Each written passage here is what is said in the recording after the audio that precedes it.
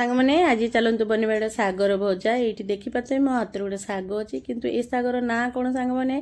ଯେଉଁମାନେ ମୋ ଭିଡ଼ିଓ ଦେଖୁଥିବେ ମାନେ ଯିଏ ଜାଣିଥିବ ମୋତେ ନିହାତି କମେଣ୍ଟରେ ଜଣାଇବେ ଲେଖିକି ଏ ଶାଗର ନାଁ କ'ଣ, ଆଉ ଓଡ଼ିଶାରେ ମିଳେ କି ନାହିଁ ସାଙ୍ଗମାନେ ମୋତେ ନିହାତି ଜଣାଇବେ। ଏଇଠି ଦିଲ୍ଲୀରେ ବହୁତ ମିଳେ, ଆଉ ଶାଗଟା ବି ବହୁତ ଟେଷ୍ଟି ଲାଗେ ଖାଇବା ପାଇଁ। କିନ୍ତୁ ମୋ ପ୍ରୋସେସ୍ରେ ମୁଁ ଦେଖାଉଛି କେମିତି ମୁଁ ବନାଏ ଏ ଶାଗକୁ। ପ୍ରଥମେ ଶାଗଟାକୁ ଧୋଇକି ତାପରେ କାଟିନିଏ, ତାର ଡେମ୍ଫ ଗୁଡ଼ା ସବୁ ଫିଙ୍ଗି ଦିଏ, ଖାଲି ପତ୍ର ଗୁଡ଼ା ମୁଁ ନିଏ।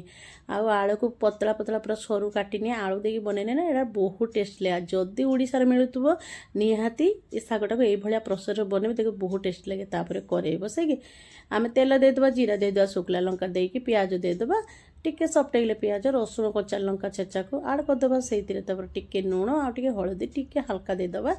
ଆଳୁ ଯେହେତୁ ଦିଆହେଇଛି ତ ଆଳୁକୁ ଟିକେ ଏପଟ ସେପଟ କରି 1 ମିନିଟ୍ କଭର କରିନେବା। ଟିକେ ଆଳୁଟା ମାନେ ହାଲକା ସିଝିଗଲେ ତାପରେ ଶାଗକୁ ଆମେ ଏଥିରେ ଆଡ଼ କରିଦେବା। ତାପରେ ଏପଟ ସେପଟ କରିକି ଯେମିତି ଆମେ ଶାଗ ଭାଜି ନର୍ମାଲ ସେମିତି ହିଁ ଭାଜି ନେବା। ତା ସାଥିରେ ପଖାଳ ପୁରା କଂସାଇ ନେଇ ନେବା, ଆଉ ଜମେଇକି ସକାଳେ ସକାଳେ ଖାଇବା।